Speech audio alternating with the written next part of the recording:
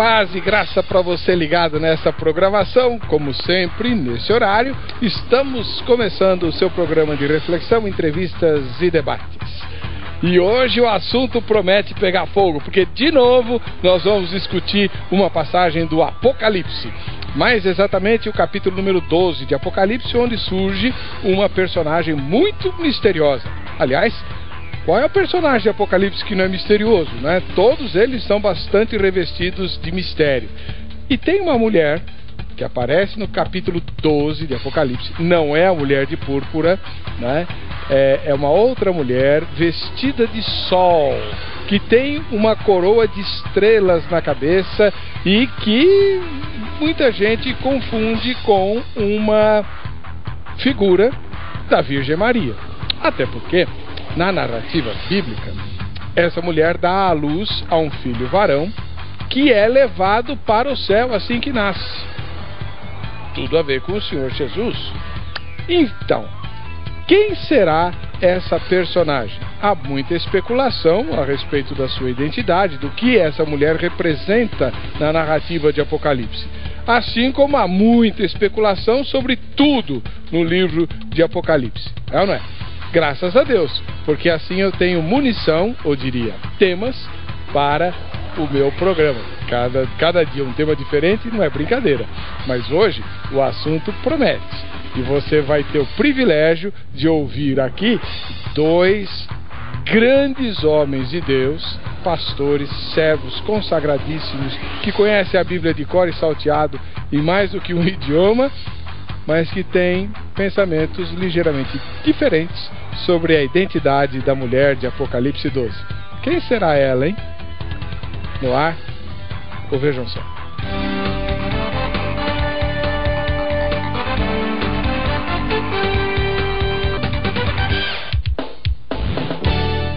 Olá!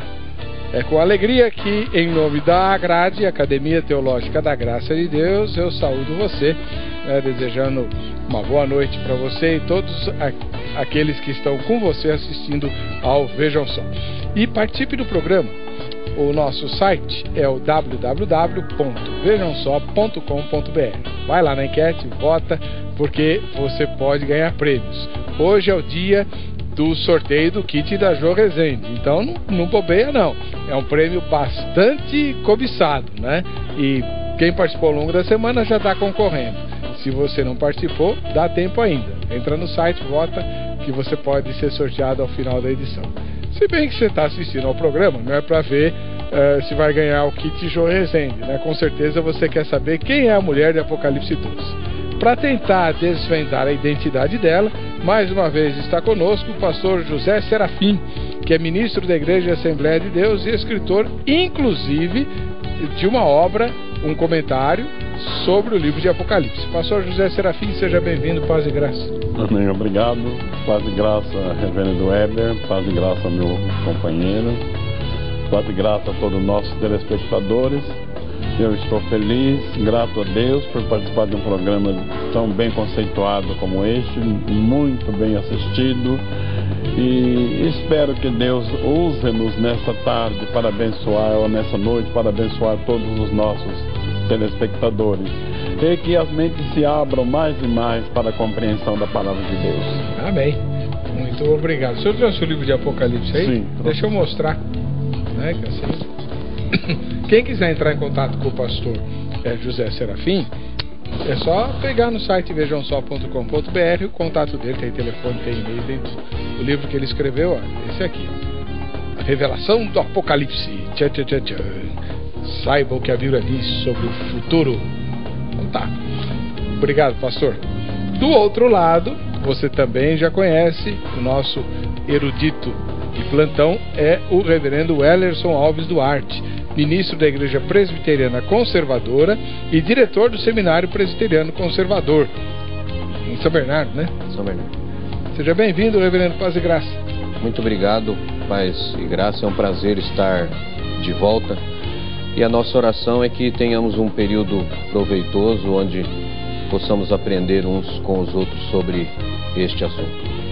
A igreja que o senhor pastoreia fica em que endereço? Fica na Rua Silva Bueno, número 118, no quilômetro 18 da Anchieta.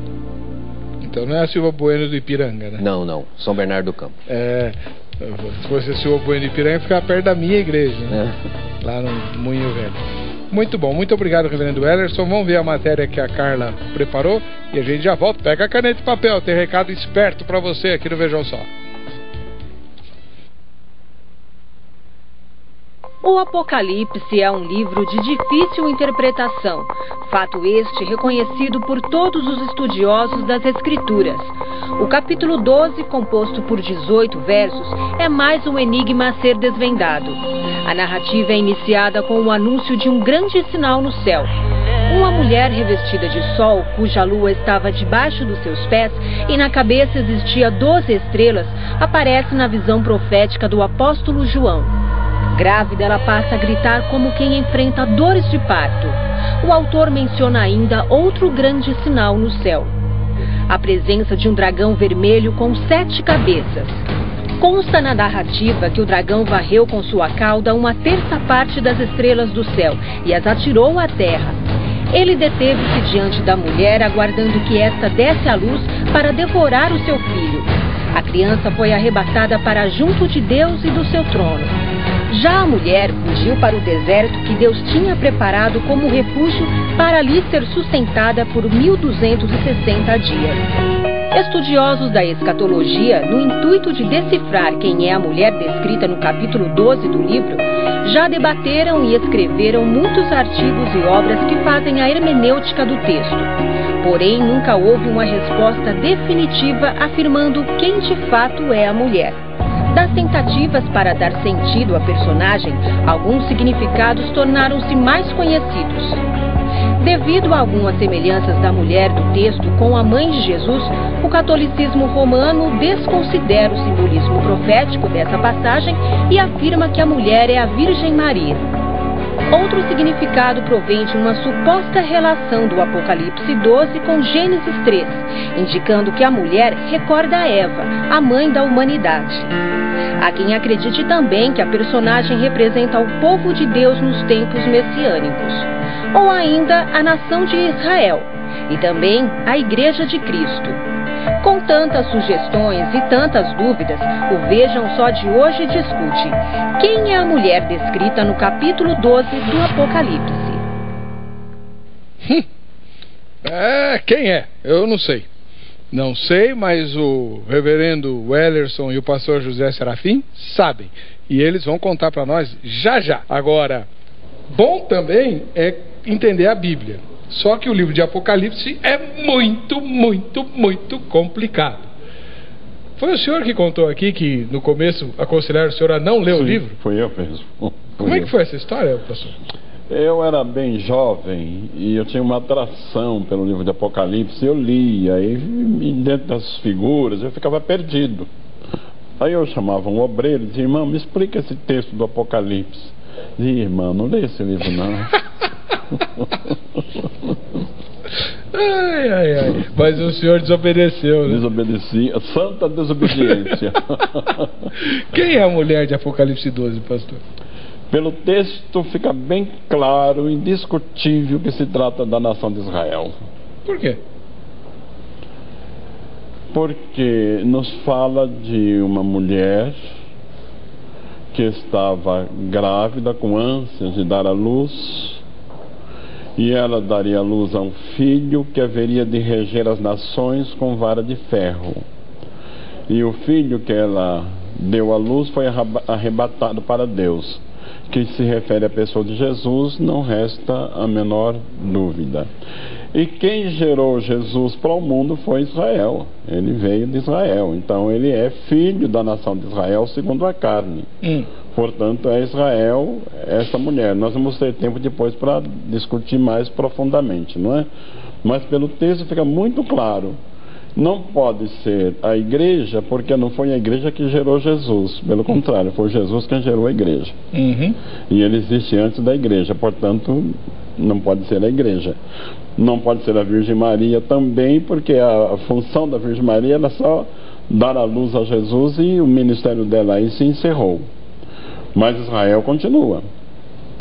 E especialmente quando nos fala da perseguição do dragão para esta mulher, o lugar que Deus lhe preparou no deserto, onde ela estará escondida da vista do dragão durante 3 anos e meio, e o dragão irado vai fazer guerra ao restante da semente desta mulher.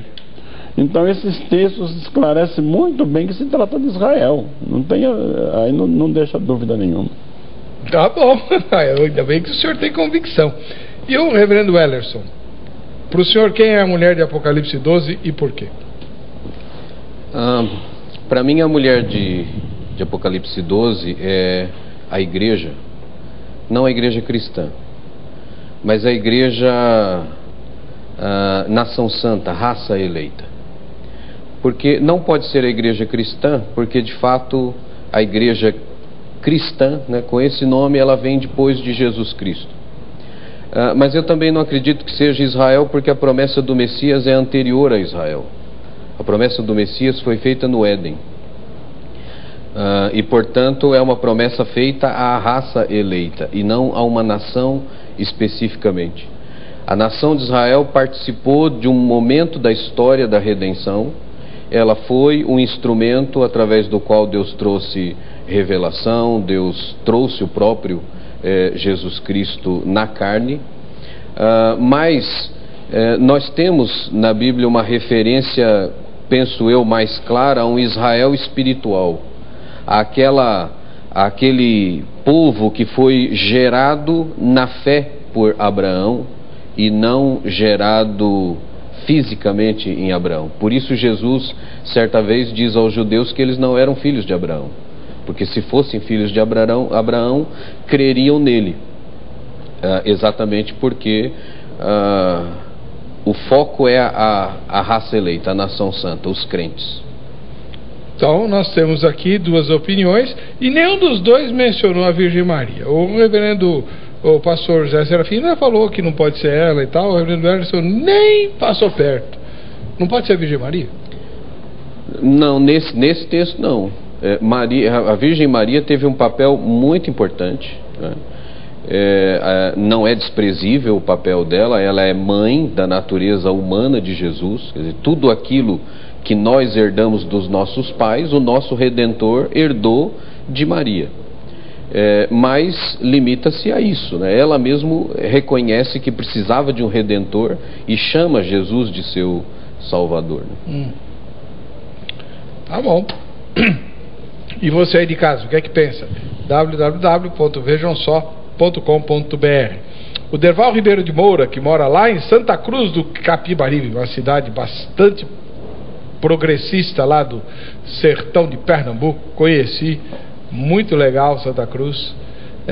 Ele fala assim: em Apocalipse 12, a mulher vestida do sol ou da grandeza de Deus é Israel, e o seu filho é Jesus Cristo, que há de reger todas as nações com cetro de ferro no milênio. Quando os salvos forem arrebatados, o dragão sentir-se-á atirado por terra, e furioso perseguirá a mulher com a grande tribulação, quando repentinamente Deus a levará ao lagar, que Ezequiel 20:35 chama de deserto dos povos. E ali, fora da vista da serpente, será sustentada por um tempo, tempos e metade de um tempo. Virando-se ainda mais o dragão, pelejará contra o restante de sua descendência, ou seja, contra os salvos que não foram arrebatados. Apocalipse 12:17. Foi-lhe dado que os vencesse. Apocalipse 13:7. Essa derrota, entre aspas, dos santos será a grande tribulação aos cristãos, tão temida por muitos hoje. Graça e paz a todos. Bom, pastor José Serafim, me ajuda aqui. O Derval, lá de Santa Cruz, em Pernambuco, ele diz que a mulher é Israel, concordando com o senhor, que o filho é Jesus, concordando com todo mundo. Mas ele diz que a semente da mulher são os cristãos. São? Não são. A semente da mulher são israelitas também. Não se trata de cristãos. A igreja cristã, nessa ocasião, já está arrebatada. Trata-se de um remanescente fiel de Israel. Esse texto da Bíblia, ele merece uma atenção muito especial, porque quando fala dessa mulher, fica claro pelo texto que se refere à nação de Israel. Nós iremos nos aprofundar um pouco mais no assunto. E ela é escondida da vista da serpente. Ela será levada para um deserto. Deus lhe deu asas de águia. Eu quero até fazer um parênteses, irmão Weber. Fique à vontade. De um comentário que fez um dos nossos companheiros lá na nossa igreja, que quando os americanos estavam perseguindo Bin Laden, ele se escondeu num deserto, e se ele ficasse lá, talvez estivesse vivo até hoje. Não conseguiram achá-lo, apesar de todo o poderio militar, apesar de toda a ciência, tudo. Mas quando ele saiu de lá, o encontraram. Acharam. Não é? Quem sabe Deus tem um lugar aí reservado que o diabo não vai poder achar. Aliás, aproveitando o ensejo, Satanás não é onisciente. Quando Deus esconde, ele não acha. Porque Deus escondeu o corpo de Moisés, ele não contendeu com o arcanjo Miguel e não achou. Então Deus vai esconder essa mulher pelo período de 3 anos e meio, 1260 dias, ou um tempo e tempos, e metade de um tempo, ambas expressões é a mesma coisa. Mas vai ficar um restante de Israel que não vai crer em Jesus de imediato. Eles certamente se converterão com a mensagem das 2 testemunhas, um anjo voando pelo meio do céu, tendo o evangelho eterno. Então o evangelho estará sendo pregado. Quando eles perceberem que o anticristo é o falso Messias, porque ele vai apresentar as suas características e provar que ele não é o Messias, aí vai começar a grande perseguição da semente desta mulher, que será cruelmente perseguida. São um restante de israelitas que creram em Jesus e recusaram receber o sinal da besta. Reverendo Wellerson, por que a mulher não pode ser Israel?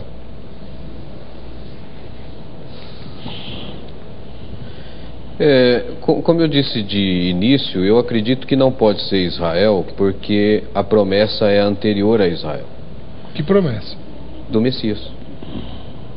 A promessa foi feita a Eva, só posteriormente a promessa é feita a Abraão, e aí então aos patriarcas, e depois a Davi. Então há vários momentos onde a promessa é ratificada, mas ela foi feita inicialmente no Éden. Foi prometido à raça eleita que da semente da mulher viria aquele que esmagaria a cabeça da serpente. Eu acredito que a perspectiva ou a interpretação do texto, né, a interpretação de Apocalipse de modo geral, sempre depende do pressuposto que você assume. Eu assumo o pressuposto de que Apocalipse não fala apenas de coisas futuras. São quadros que relatam em vários aspectos o ministério ou vamos assim dizendo, a dispensação que vai da primeira vinda de Cristo até a sua segunda vinda. Essa perseguição do dragão, ela pode ser vista ao longo de vários momentos da história. Quando a linhagem de Sete se mistura com a de Caim em Gênesis 6 e traz aquele grande prejuízo espiritual para o povo, a ponto de Deus trazer o dilúvio, a promessa de Deus é ameaçada. Mas Deus usa da sua graça e da sua fidelidade, preserva Noé, e através de Noé a promessa é mantida. Pulando algumas etapas, você chega no Egito, onde o povo é decretada a médio e longo prazo a extinção do povo com a morte dos meninos. Deus intervém de novo e tira o povo dali.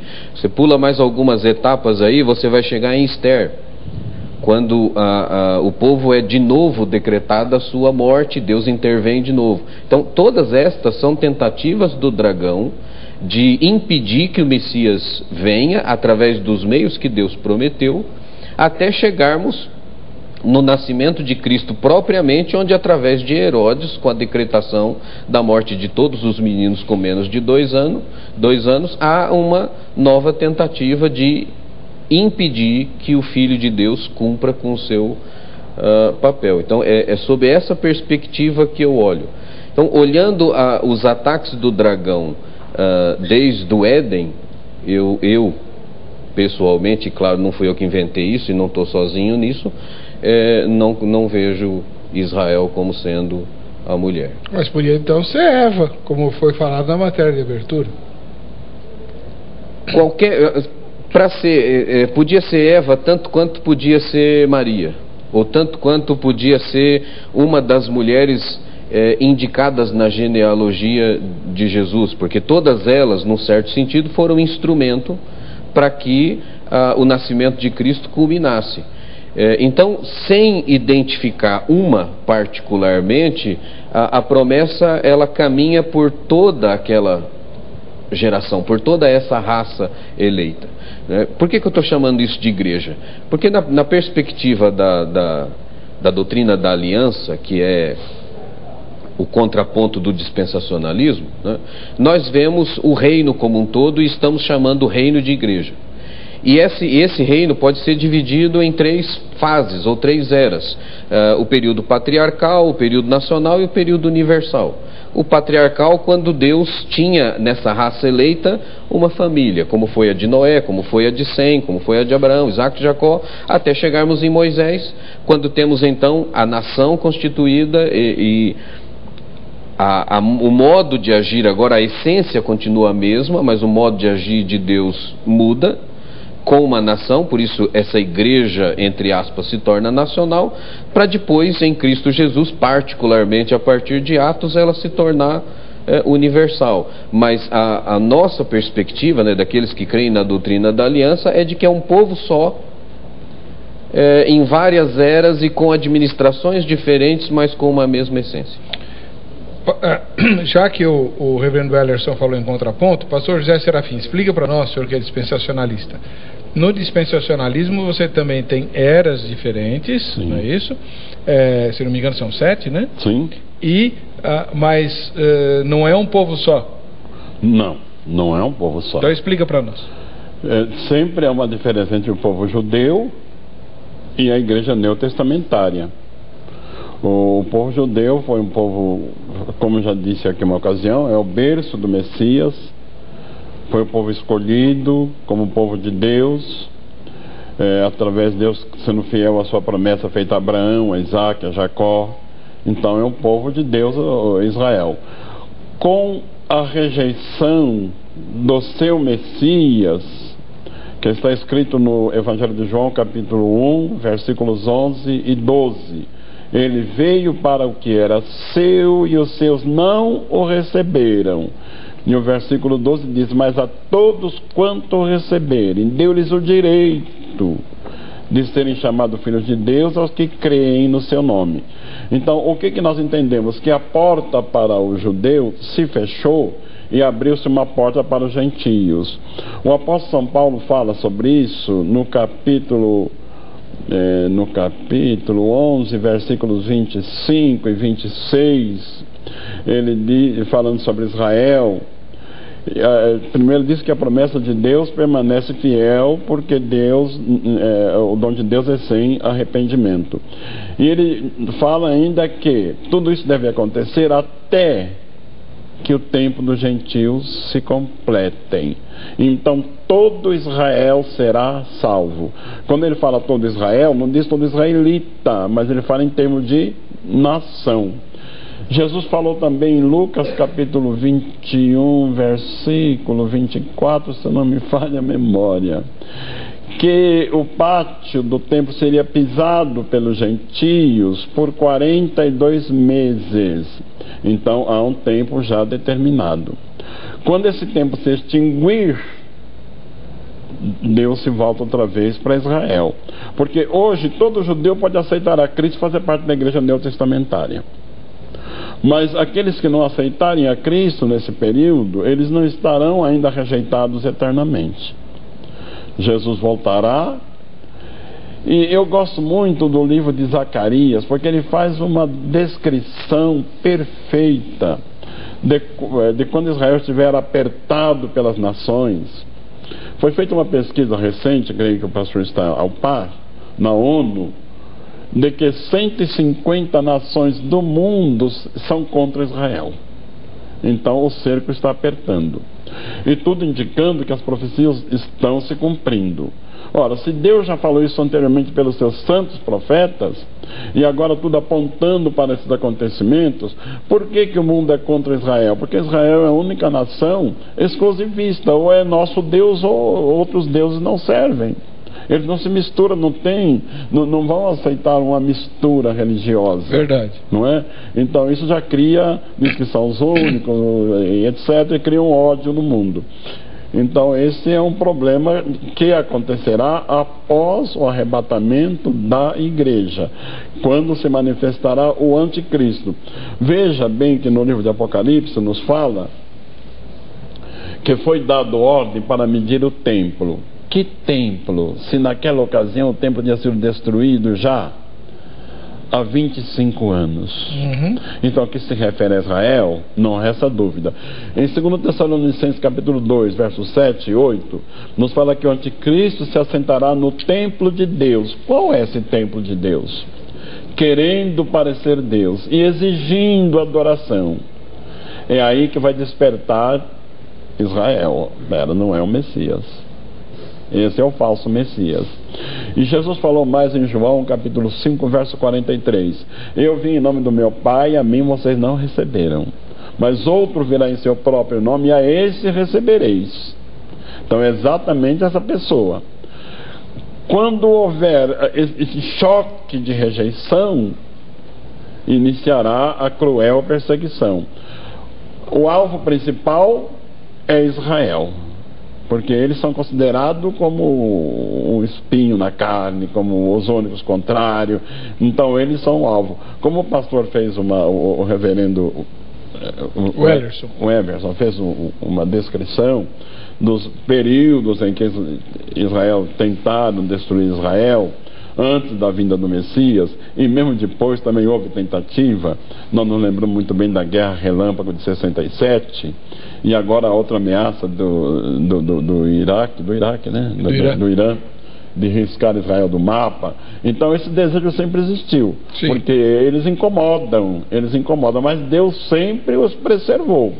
Que o diga a Guerra dos 6 Dias. Que o diga a Guerra dos 6 Dias, que estava claro que eles seriam riscados do mapa, mas estão aí. Agora, o que é importante, o livro de Zacarias escreve muito bem que todas as nações se reunirão no Vale do Armagedon, já fala também em Apocalipse, para acabar com Israel, com 200 milhões de soldados, é muito soldado, né? Com as armas mais sofisticadas, com todo o material bélico. Israel aí vai entender que eles não terão condição de reação, e clamarão por Jeová e Yahvé Shabaoth: ó Senhor dos exércitos, socorre o teu povo. Então descerá Jesus no Monte das Oliveiras, o monte vai tremer, vai abrir um vale, e eles verão aquele personagem maravilhoso sentado no Monte das Oliveiras, e que ele desfará o anticristo pelo assopro da sua boca e pelo esplendor da sua vinda. Esse texto mexe comigo. Com o senhor? Demais. Com todo mundo, é muito demais. Lindo. É. Porque o anticristo bem armado, com um grande exército, vai virar fumaça. O texto diz: o Senhor o desfará pelo esplendor. Então, na minha pequena imaginação, eu imagino um relâmpago daqueles violentíssimo, né? E quem sabe um vendaval que vai destruir tudo. Ora, esses textos deixam tudo claro que é Israel. E quando eles verem esse acontecimento, eles verão ainda, capítulo 13 de Zacarias, versículo 6, as tuas mãos furadas, e lhe dirão: que sinal são esses nas tuas mãos? Ele dirá: esse é o sinal com que eu fui ferido na casa dos meus amigos. E eles chorarão, se prantearão e se reconciliarão com o seu Messias. Me faz lembrar, reverendo Weber, os irmãos de José reconhecendo ele, porque está aí uma figura de Jesus e de Israel. Um tipo, né? Um tipo, não é? Era tipo do descanso eterno, assim como a saída do Egito era tipo da libertação da escravidão do pecado, assim como a peregrinação no deserto é tipo da vida dos crentes, né, de peregrinação nessa terra, assim como quando ele prometeu a Abraão que ele seria pai de uma grande nação, que a sua descendência é Abraão. Paulo segue essa mesma linha quando ele diz que Abraão era pai dos que creem, e segue a linha quando ele diz no capítulo 8, melhor dizendo, 7. Qual texto? Qual capítulo o senhor está lendo? Romanos, capítulo 9. Quando ele diz que digo a verdade em Cristo, não minto, testemunhando comigo, o Espírito Santo da minha própria consciência, que tinha tristeza tal da perdição, e aí ele diz que eles estão perdidos. No verso 6 ele diz: agora não pensemos que por causa disso a promessa de Deus falhou, porque os romanos podiam, os leitores podiam imaginar, mas Paulo, Deus não prometeu a Israel? E ele diz: sim, prometeu, mas aqui Israel. É assim que eu vejo esse texto. Aqui Israel ele prometeu. E por que eu vejo assim? Porque Paulo diz no verso 6 que nem todos os de Israel são de fato israelitas. Quem é de fato israelita? Quem crê na promessa, quem crê em Cristo. Promessa, certo. Quem é da fé. E depois ele diz: e nem por serem descendentes de Abraão são todos filhos de Abraão. E aí ele vai citar exemplos de pessoas que foram filhos de Abraão na carne, mas que não foram filhos de Abraão na fé. E ele cita Isaac, faz a comparação entre Isaac Ismael. Jacó. Isaac e Ismael. Isaac e Ismael, e depois de Jacó e Esaú. Para mostrar que o fato de nascer não significa que pertence ao povo. E ainda em 1 Coríntios 10, Paulo está falando com gentios, mas ele diz para eles o seguinte: os nossos pais foram batizados em Moisés no deserto. Eles não eram pais dos gentios. Quem atravessou o Mar Vermelho eram hebreus. Mas, no entanto, Paulo, falando com gentios, diz os nossos pais. Por que nossos pais? Nossos pais na fé. Eu não olho, na grande maioria dos textos do Novo Testamento, a referência a Israel se referindo a uma nação física, mas ao Israel de Deus, a uma nação espiritual composta tanto de judeus convertidos quanto de gentios. Assim como no próprio capítulo 9, Paulo diz que já não há mais nenhuma distinção entre judeu e gentio, porque a salvação acontece tanto para um quanto para outro na mesma base, a fé em Cristo Jesus. Então, como é que o senhor explica, já que a gente está falando de Romanos, capítulo 9, 10 e 11, quando Paulo chega, ele começa no capítulo 9 explicando por que Israel, que tinha tudo, tinha o profeta, tinha a promessa, tinha as escrituras, rejeitou o Messias. Né? Ele explica isso. Rejeitou o Messias, mas no capítulo 11 Paulo fala: só que vai chegar o tempo em que todo Israel se converterá ao Messias. Então há um plano especial de Deus para Israel, não há? Não. O que é Romanos 11 então? Há vários lugares onde na Bíblia a palavra todo ou todos aparece e ela não representa integralidade. Tá, mas tem Israel lá no... Tudo Sim. bem, concordo com o senhor. Até o pastor Serafim falou, quando fala todo Israel não significa todo israelita, tá bom? Sim. Mas Israel tá lá. Vou chegar lá. Então vai. Com licença, até que o tempo do gentio se complete, diz Paulo, né? Ele especifica bem. Então ele separa gentio e Israel. Pode falar, reverendo, fica à vontade. Tempo de gentio, eu não vejo nessa perspectiva. Por quê? Porque ele já disse que é a mesma coisa. Ele diz: não há diferença entre gentio e judeu. Então não há tempo. Então, que tempo é esse? Se não há diferença, ele não pode estar dizendo que há um tempo separado e que haja diferença de tratamento, porque senão ele se contradiz. Logo, o que é o tempo dos gentios? É o chamado tempo dos gentios. Quer dizer, o tempo dos gentios é aquele que foi inaugurado com a igreja e que se encerra com a segunda vinda de Cristo. E por que ele usa tempo de gentios? Porque o tempo anterior era considerado tempo de Israel. Por quê? Para você ser crente, você tinha, vamos dizer assim, entre aspas, que se naturalizar judeu. Sim. Quem era o agente do reino na terra? Israel. E era dever de Israel, Salmo 90 e 8, Salmo 67, entre outros textos, e próprio Romanos, Paulo diz isso, mostra que Israel tinha como dever proclamar a salvação a todos os povos. E Paulo diz que Deus rejeita Israel por amor aos gentios. Por quê? Porque Israel deixou de fazer isso. E como que Deus faz isso? Ele usa a figura da oliveira. Sim.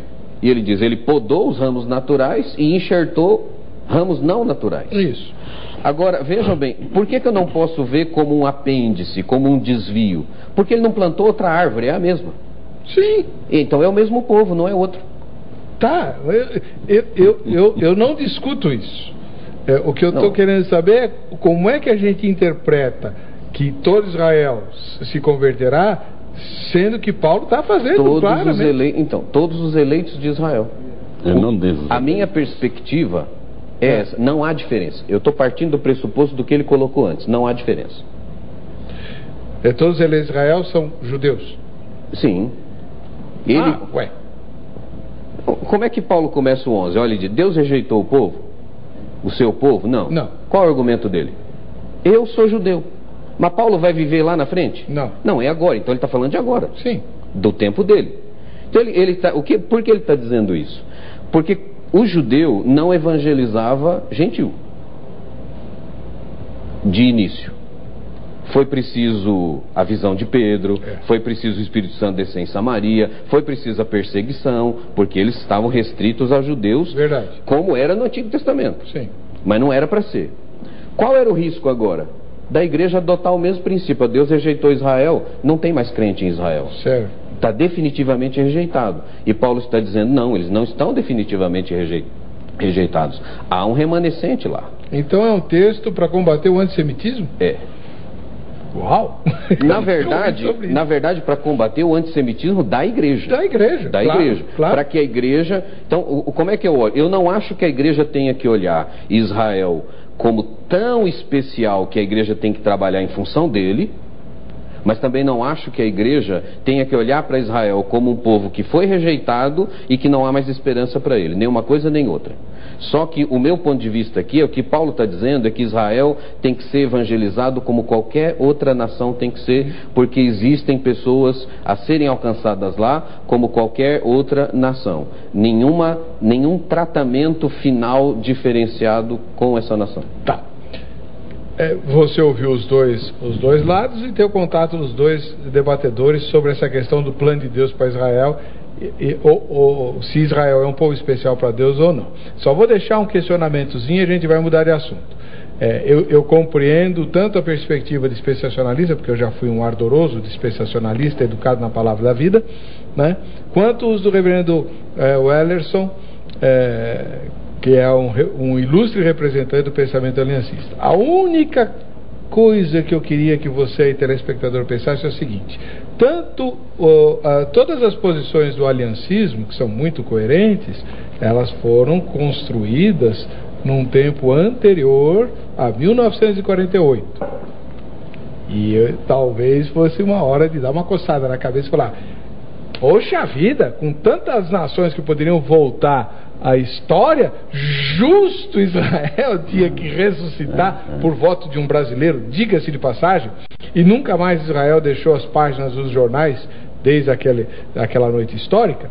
Será que, não estou dizendo que o dispensacionalismo está certo, mas considerar Israel igualzinho a qualquer outro povo, concordo com o senhor, na salvação sim, lógico, não há distinção, salvação é só em Jesus, mas que Deus tem uma quedinha lá por Israel, isso ele tem, sim, pode ter certeza. Reverendo Weber, eu tenho certeza que muitos dos nossos telespectadores gostariam de ouvir nós comentarmos por que essa mulher está vestida do sol e tem a lua debaixo do pé. Era a minha pergunta, está aqui, ó. O senhor leu minha ficha aqui. Eu marquei aqui. É o mesmo espírito. Amém? Então tá. Por que a mulher de Apocalipse 2 está vestida do sol? É minha vez? Sim. Amém. Está escrito que a mulher está vestida do sol e tem a lua debaixo dos pés. Caracterizando que se trata de Israel, ela tem na cabeça uma coroa de 12 estrelas. Fica mais caracterizado. Eu recomendo aos nossos telespectadores uma leitura de Gênesis 37, versículos 9 e 10. Quando José sonhou que o sol, a lua e as estrelas se prostravam diante dele, Jacó ficou meio assustado, e está escrito até que ele repreendeu José: meu filho, que sonho é esse? E aqui viremos tua mãe e eu e teus irmãos nos prostrarmos diante de você? Mas Jacó guardava essas coisas no seu coração.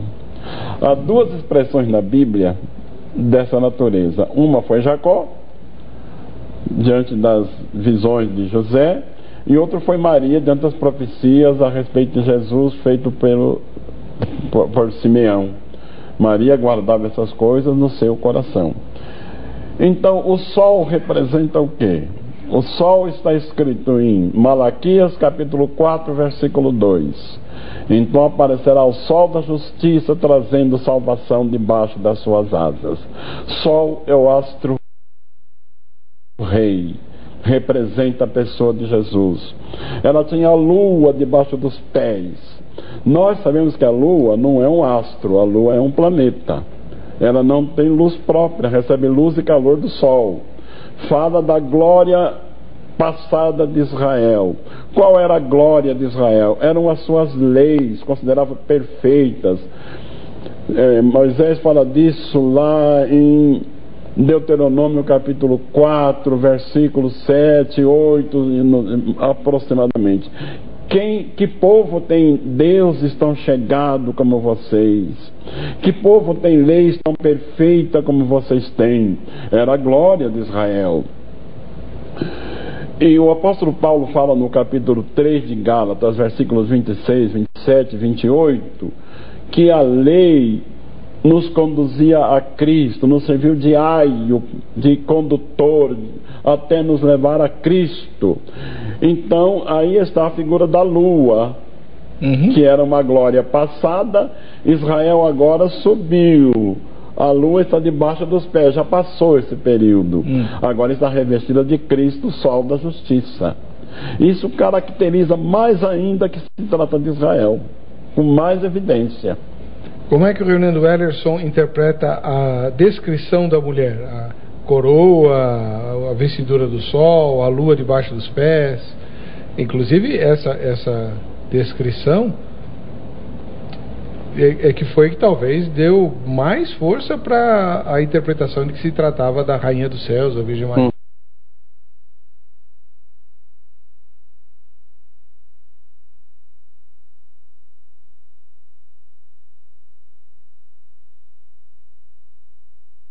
Nenhum de nós três acredita nessa o último dogma, né, da Igreja Católica, ele é do século XX.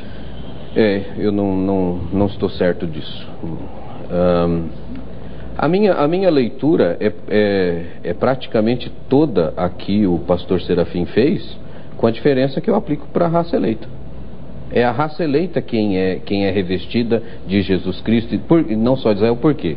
Porque o pastor Serafim, ele olha para isso futuro, não como outra, mas aquela reformada, e não outra aliança. Então é uma continuidade da aliança anterior, com formato diferente, mas a essência e forma de tratamento a mesma. E aqui esses 12, para mim, eles representam a totalidade do povo de Deus, tanto o Antigo Testamento, 12 tribos, quanto o Novo Testamento, 12 apóstolos. Tá. O dogma da Assunção de Maria foi posto por escrito, né? Se não me falha a memória, pelo Papa Pio XII, que foi o que antecedeu Paulo VI. Foi isso mesmo. Né? É do século XX, é bastante recente, e segundo os artigos que foram escritos pelos comentaristas, né, do Vaticano, os vaticanistas, agora por conta eleição do Papa e tal, é o dogma que nenhum teólogo católico gosta de abordar, porque como se diz, delicado demais, é um constrangimento, né? É um constrangimento para a teologia, por ter sido... A igreja levou 2000 anos para dizer que Maria ressuscitou e foi levada para o céu. E agora não reconhecer. E agora dizer que não, e aí fica muito complicado. Mexeu com a Virgem Maria, é muito complicado mesmo. Ô, pastor Hermes, sim? Eu teria algumas contestações a fazer sobre alguns comentários do reverendo. Desculpa se eu não consigo falar. Duarte. O meu sobrenome é Duarte.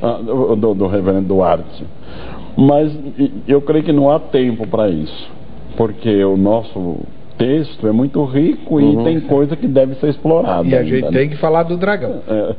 Deixa eu só ler uma mensagem, a gente vai para o intervalo e no próximo bloco a gente vai dirimir esse negócio.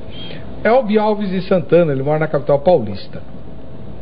Não há dúvida, à luz de um conjunto probatório, de que aquela mulher é Israel.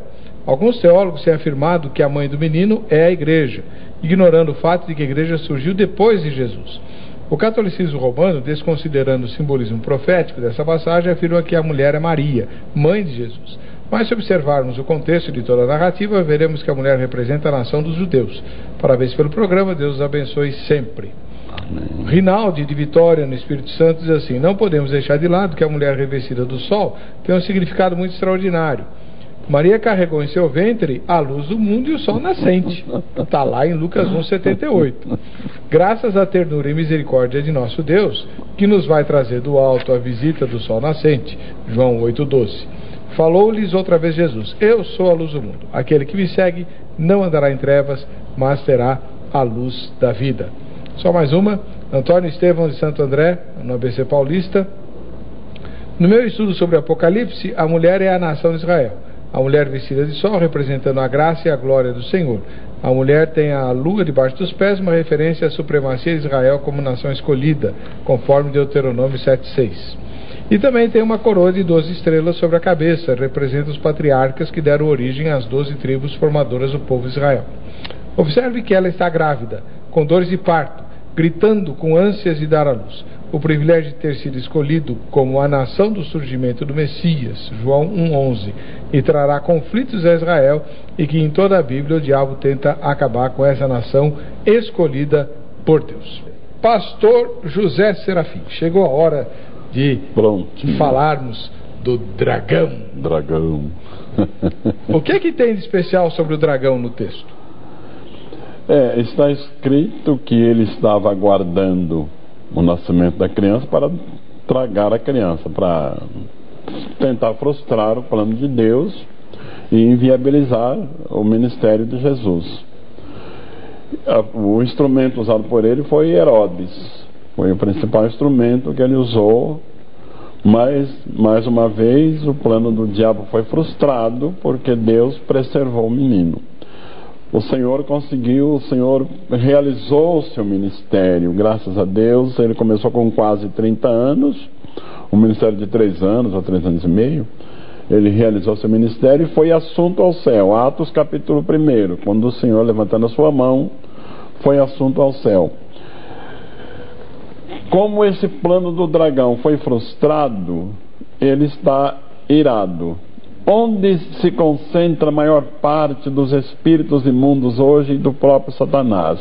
Eles não estão no inferno, no Hades, não. Eles estão nesse espaço sideral.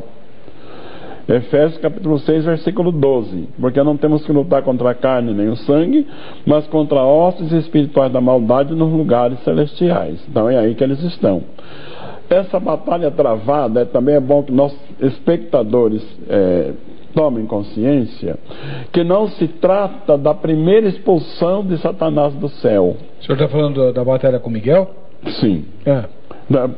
Alguém pode achar, já vi até alguém confundir, que essa expulsão, que essa queda de Satanás se refere quando ele foi expulso do céu. E não é? Não é, porque aí ele não era chamado de diabo, nem de antiga serpente, nem de Satanás. Lá ele era um querubim ungido. Ezequiel 28:14. Querubim ungido, estava entre as pedras afogueadas. Lá ele não era diabo inimigo, lá ele não era Satanás acusador, lá ele não era a antiga serpente astuta. Esse nome lhe veio depois da sua queda. Boa pergunta. Não é? É curioso. São os pássaros que estão ocupando esse espaço sideral. Quando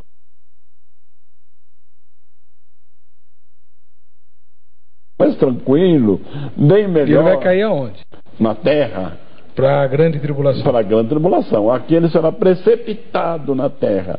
E ainda está escrito que ele terá grande ira, porque sabe que o seu tempo é curto.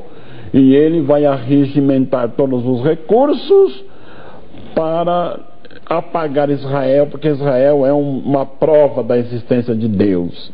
Israel prova para o mundo que Deus existe, porque a existência de Israel é um milagre. Eu concordo. Nesse ponto não há dúvida para mim, né? E Satanás tem grande ira. Ele vai, a sua ira será contra todos os que recusarem o sinal da besta, mas será dirigida especialmente a Israel. Isso se caracteriza na batalha do Armagedon, quando ele reunirá todo o seu exército para atacar o Israel. E ainda está escrito que ele vai perseguir a mulher, e ele vai soltar um rio. Olha aquela expressão interessante que tem a Bíblia, não é? Um rio para afogar a mulher, mas a terra vai abrir a boca e engolir esse rio. O que eu entendo por esse rio? Ele vai usar os meios de comunicação, a mídia, para defamar Israel, para jogar ódio das nações contra Israel. Isaías 59, 9b: vindo o inimigo contra ti como uma torrente de água, o Espírito do Senhor devorará contra ele a sua bandeira. A terra ajudou e salvou Moisés, Números capítulo 16, de Dotã, Coré e Abirão. Deus salvou Maria da fúria de Herodes. Deus salvou Elias da fúria de Jezabel. E ele salva o seu povo da ira de Satanás.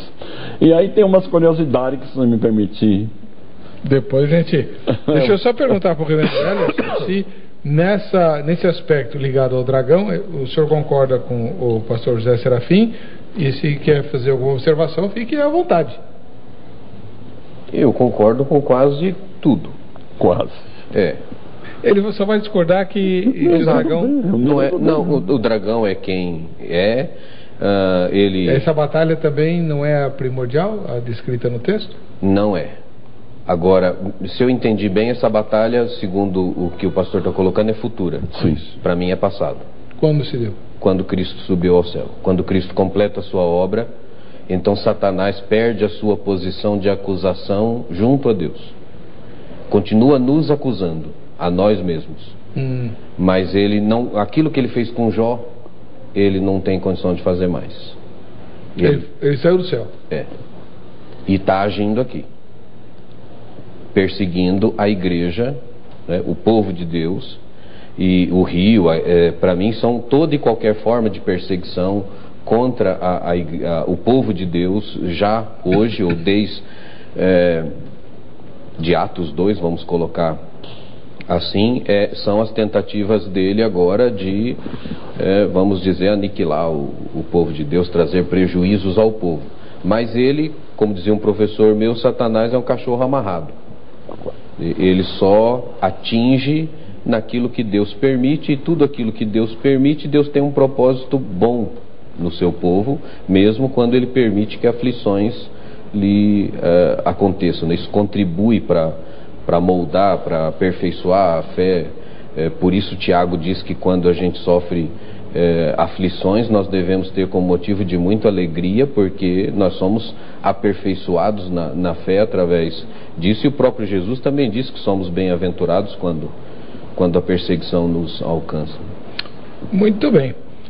Sobre as águas que o dragão solta, o Sebastião Marçal Bueno tem uma interpretação curiosa. Ele mora em Içara, Santa Catarina.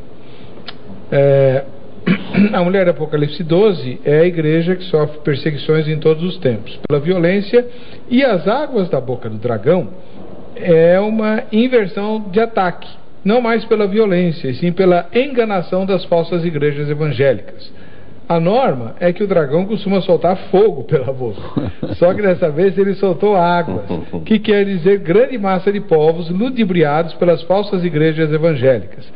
Para o anticristo, essa é uma tática mais eficiente do que a agressão física.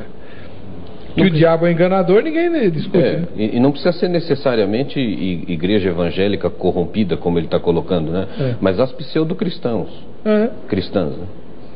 As pseudo-cristãs, gostei dessa. Que normalmente a gente no jargão popular chama de seita. Isso. A Van, de Joinville, Santa Catarina. A mulher do Apocalipse é a organização celestial que deu à luz a um filho, o Senhor Jesus. Apocalipse capítulo 12 diz assim: viu-se um grande sinal no céu, uma mulher vestida do sol e tendo a lua debaixo de seus pés, e na sua cabeça havia uma coroa de 12 estrelas, e ela estava grávida, e ela clama nas suas dores e na sua agonia de dar à luz. A lua é o próprio Jesus, as 12 estrelas são os 12 apóstolos. A gente vê que em Apocalipse cada um tem uma interpretação, né? Impressionante. Essa é nova para mim. Também. Para mim também. O Pedro, que mora na capital do Ceará. A mulher representa o povo de Deus na época em que foi escrito o livro, ou seja, judeus recém-convertidos ao cristianismo. Quer dizer, não é nem o que o senhor diz, nem o que ele fala. Misericórdia. O livro como um todo é uma mensagem de ânimo a esse povo que sofria perseguições diversas. O intuito do livro é fortalecer a todos que lutam por Cristo. Sim, a parte final que ele coloca é a visão que eu tenho de Apocalipse. E Apocalipse foi escrito às 7 igrejas da Ásia. E o objetivo era fortalecê-las em meio à perseguição que estavam sofrendo. O senhor é um preterista? Não. Ele é? Por isso que eu disse só a parte final. Eu não sou como eu disse no início, eu acredito que em Apocalipse nós temos coisas cumpridas, coisas que estão acontecendo e coisas a cumprir. Tá bom. Vamos pra rua. Pra rua não, pro shopping do... Não, pra Igreja da Graça, né? Isso. Na porta da Igreja da Graça, a Carla entrevistou as pessoas lá sobre a mulher de Apocalipse 12. Vejam só. Quem é a mulher descrita em Apocalipse 12? Bom, a Apocalipse é um livro que fala muito sobre símbolos. Eu creio que essa mulher pode ser uma igreja, pode ser uma nação, pode ser um ministério qualquer. É muito difícil interpretar exatamente o que seja. A mulher é a igreja, né? A mulher que vai ter as dores de parto, o povo que vai estar sofrendo a ação do diabo, né? Isso é a mulher, eu creio que é isso. É a igreja, ali o que eu penso que seria simbolizando o nascimento de Jesus Cristo. Tanto que depois o Herodes na época perseguiu depois do nascimento de Jesus Cristo, então eu penso que ali seria o nascimento da igreja, do nascimento de Jesus Cristo como Salvador. A mulher representa a igreja, né? O símbolo da igreja. Então naquele período em que há o relato da mulher grávida com dores de parto, né? Do livro do Apocalipse, foi um período em que a igreja ela estava num processo de perseguição e onde ela encontrou abrigo, né? Pela uma providência de Deus no deserto. Eu achei que Israel ia ganhar estourado, porque o dispensacionalismo é muito mais popular. Estourado. Mas também no lugar onde foi feita a pesquisa, né? Tem ali um pouquinho de influência, né? E um ósculo santo pro Wilson, que foi o primeiro que deu a entrevista. Ele trabalhou com a gente quando eu vim trabalhar aqui na Igreja da Graça. Ele trabalhava, fomos colegas aí um tempo. Deus te abençoe, viu, Wilson? Agora,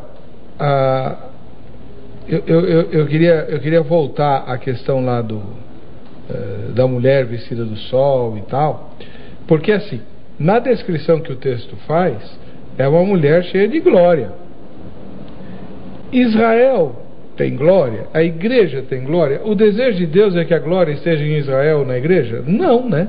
A glória está nele. Não é meio um problema isso no texto? Não, reverendo Weber, não vejo como problema, eu vejo como uma bênção. Ela está revestida da glória de Jesus Cristo. A glória não é dela, não é própria. A glória é de Deus, ela está revestida desta glória. Hoje a igreja está revestida da glória de Deus. Quando a igreja já estiver arrebatada com Cristo, que, como já disse anteriormente, vem sendo o tempo dos gentios, voltando ao tempo do judeu, aí essa mulher será, reconhecendo o seu Messias, será revestida da sua glória. A glória de Deus é diferente da glória humana. Quando alguém aqui no mundo tem muita fama, uma posição de honra, de destaque, para Deus ele pode ser um miserável perdido, não tem glória nenhuma. E muitas vezes um servo de Deus humilde, isso está bem especificado no capítulo 11 de Hebreus, naquela galeria de heróis, não é? Homem de quem o mundo não era digno, maltratado, aflito, morando em caverna, vestido de pele de animais, mas a glória de Deus está sobre eles. O mundo não vê glória nenhuma, porque não pode ver. O estado futuro da igreja é descrito na teologia como estado de glorificação. Isso porque os crentes em Cristo, eles são feitos co-herdeiros com Cristo. Então eles são elevados a uma posição de realeza. Eles vão reinar com Cristo pela eternidade. Agora, não, como o pastor disse, não por mérito pessoal, não por uma glória sua, mas pela glória que Deus confere ao seu povo. Perfeitamente. O Leonardo Lopes da Silva, da capital da Bahia, Salvador. Irmãos, realmente essa mulher gera 3 posições, porém uma exegese minuciosa chegaremos a entender que essa mulher se trata da igreja, pois 1. Apocalipse 12 fala sobre o arrebatamento e a grande tribulação nos 3 anos e meio de perseguição.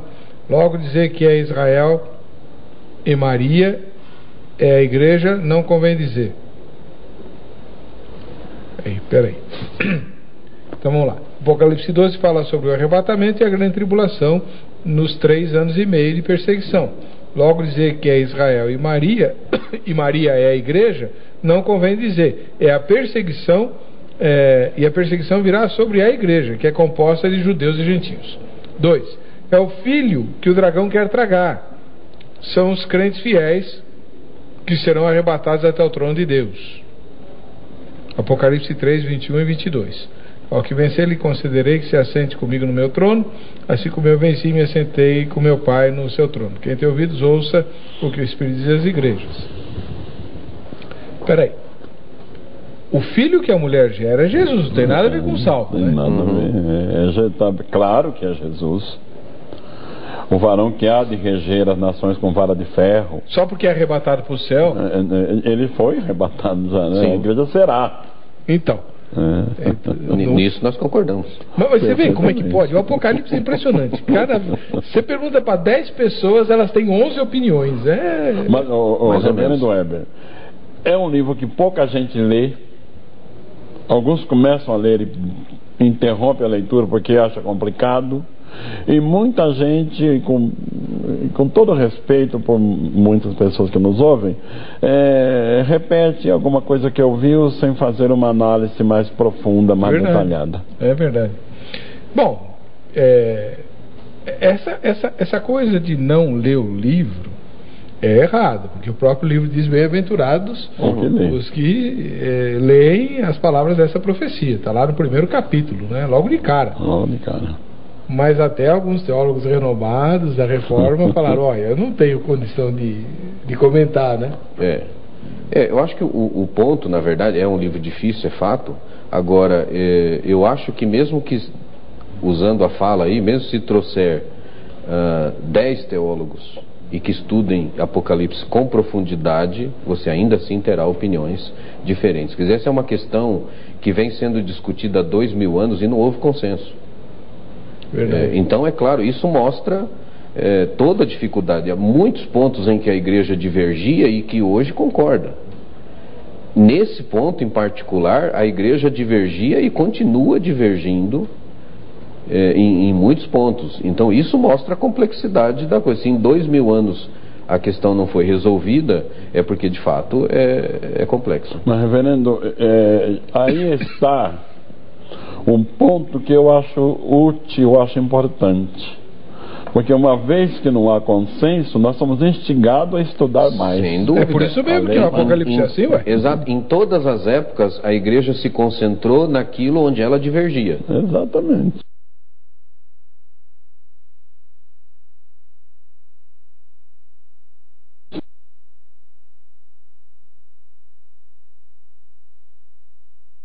Resolvida, que nós recebemos, vamos dizer assim, entre aspas, resolvida, exatamente porque as pessoas não desistiram daquilo. E é claro, a gente não deve desistir. Falava uma parábola que E a gente não tem muito tempo, temos pouquinho tempo para o fim do programa, é a seguinte: Pastor José Serafim, por que é Miguel que expulsa o dragão lá do céu? Que pergunta excelente. Não porque podia ver uma melhor. Tem muita gente que, se Jesus foi arrebatado para o céu e aí o diabo é expulso de lá, não é Jesus que faz isso? E tem muita gente que diz que Miguel é Jesus. Quem fala que Miguel é Jesus fala sem nenhuma base bíblica.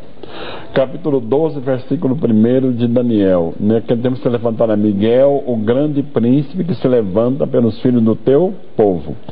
Então vamos fazer uma analogia comparando com um exército humano. O rei não vai para a batalha, ele tem um general, ele tem um oficial que comanda a batalha em nome dele, ele apenas dá ordem. Então no exército celestial, me parece que Miguel é esse general de um exército cujo comandante supremo é Cristo. Eu falo disso com tanto entusiasmo no capítulo 10 de Apocalipse, quando vem um anjo do céu e coloca o pé direito na terra e o esquerdo no mar, tomando posse. Mas ele tomou posse, mas ele entregou ao seu supremo comandante. Então Miguel é esse comandante sob as ordens do seu rei Jesus Cristo. Há uma tradição judia e também cristã de que Miguel comanda 7 arcanjos.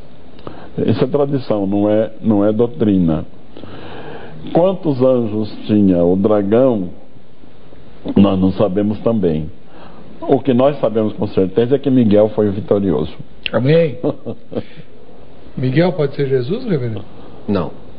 Eram 2 generais, Miguel e o dragão, com 2 exércitos, prevalecendo, é claro, aquele que estava a serviço do grande general, do rei Jesus. Mas aí, o senhor falou que essa passagem especificamente retrata quando Jesus foi assunto aos céus, vitorioso, ele tirou o diabo do céu, é isso? Mas Paulo fala, depois desse episódio, Paulo fala que os principais potestades estão nas regiões celestes. Mas não diante do trono. Tá. No céu. De onde eles armam as suas ciladas e atacam a igreja. Entendi. Na presença de Deus ele não está. Exato. Na verdade, a expulsão é assim, não é uma expulsão, vamos dizer, geográfica, física, é uma expulsão de posição. Ele tinha a condição e a posição de acusar diante do trono. Essa posição ele não tem mais. Pode falar, pastor. A expressão céus aí não significa morada de Deus, mas esse espaço que em Gênesis fala as aves do céu, que ocupa esse espaço sideral. Isso é considerado céu, região celeste. O Miguel vai expulsar o diabo de onde? Dessa região, dos ares. Tá. Entendi. Dos ares. Por isso que diz que seus moradores vão se alegrar. Os pássaros que voam nesse espaço vão ter um espaço muito mais livre, muito mais tranquilo, porque a presença do diabo pesa, traz tristeza. É verdade. Oscar de Souza Bulcão Neto, de Itaperoá, na Bahia. Que a paz, o amor e a graça do Pai, Filho e Espírito Santo encontrem todos. Quem sou eu para desvendar essa visão de João? Poderemos breve perguntar diretamente a Jesus ou a Daniel e José. Amém. José? Deve ser o José do Egito. Maria de Maria, talvez. Também. Qualquer José crente já está no céu, já sabe, né? Eu, como cristão, e no meu entendimento, digo que é Maria a agraciada mãe de Jesus. Se fosse judeu, eu diria que é a igreja de Israel. Olha só. Enfim, nós não somos Deus para podermos desvendar todos os mistérios, visões e revelações. Que Deus continue abençoando a todos nós. Amém. Né? Amém. Tá bom. O Paulo de Vitória do Espírito Santo. No Apocalipse, João contempla nessa visão 3 verdades: a assunção de Nossa Senhora, sua glorificação, sua maternidade espiritual. O Apocalipse descreve que essa mulher estava grávida e deu à luz a um filho, um menino, aquele que deve reger todas as nações. Qual mulher que de fato esteve grávida de Jesus, senão a Santíssima Virgem? Outros contestam, dizendo que essa mulher é símbolo da igreja nascente. Mas a igreja nunca esteve grávida de Jesus Cristo. Antes foi Cristo que gerou a igreja. Foi Ele que a estabeleceu e a sustenta. E para provar que essa mulher é exclusivamente Nossa Senhora, em outro lugar está escrito: o dragão, vendo que fora precipitado na terra, perseguiu a mulher que dera luz ao menino. Não dá, né? Por quê? É porque ele literaliza uma parte e simboliza a outra. Porque ao dizer que é Maria, você está tomando a gravidez de forma literal. Certo. Mas ao falar do dragão tentando matar, não tinha, quando Maria deu a luz lá na estrebaria, tinha um monte de animal. Dragão não tinha. Uhum. Então quando você está trabalhando uma passagem assim, você não pode literalizar o que você quer e colocar simbolicamente o que você quer. Misturar os métodos. Porque se você faz isso, aí você consegue provar absolutamente qualquer coisa com a Bíblia. Então é preciso um mínimo de coerência hermenêutica. Uhum. Quando a gente está, apesar da minha perspectiva e do pastor Serafim ser diferente, ambos estamos tratando numa perspectiva simbólica. Quer dizer, não é uma mulher literal e não é um dragão literal. Uhum. Tá bom. Infelizmente nosso tempo está acabando, estamos terminando o programa, e você é um privilegiado, né? Vejam só.com.br, você encontrará o contato do pastor José Serafim, ministro da Igreja Assembleia de Deus, escritor, inclusive sobre o livro de Apocalipse, está aí, Lerson com W, @uol.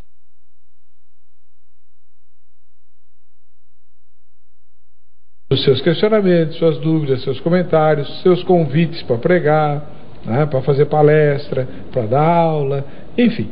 Use e abuse dos nossos convidados, que eles estão recebendo um cachê que os sustentará por toda essa vida e também por todas as que porventura eles viessem a ter, se acreditassem na reencarnação. Ai. Vamos ver quem é que vai ganhar o kit Jô Rezende. Posso falar um pouco mais? Opa, deixa eu mostrar o livro aqui do pastor José Serafim. Vamos lá, pode fazer olha aqui, José Serafim, a revelação do Apocalipse. Posso falar onde ele pode ser encontrado? No seu e-mail tem, né? Tem no meu e-mail, mas tem 3 livrarias que pode ser encontrado. Diga. Com o pastor Elias Soares, na rua Conde Sarzeda, número 160, loja 27. Pode ser encontrado na livraria Gospel Time, na rua Conselheiro Cotegipe 178, Belenzinho, lá com o pastor Isaías. Meu abraço, pastor Isaías, irmã Vilma, meu abraço para irmã Vilma. E pode ser encontrado na livraria da Igreja Assembleia de Deus do Belém, a livraria da associação. Que é onde o senhor está. Onde eu estou. Amém.